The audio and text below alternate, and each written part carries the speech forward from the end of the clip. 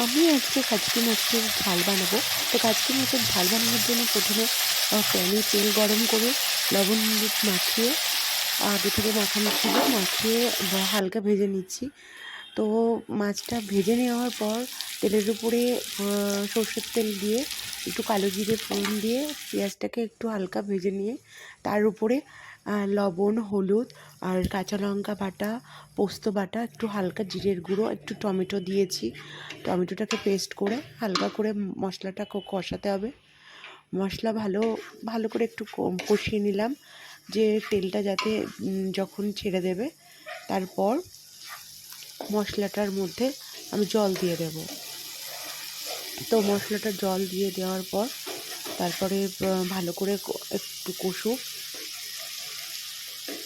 কষা হয়ে গেলে মশলার উপরে জল দিয়ে তারপরে ফুটবে, তারপরে আমি মাছটাকে দিয়ে দেব। দেখো আমাদের কাচকি মাছের রেসিপি।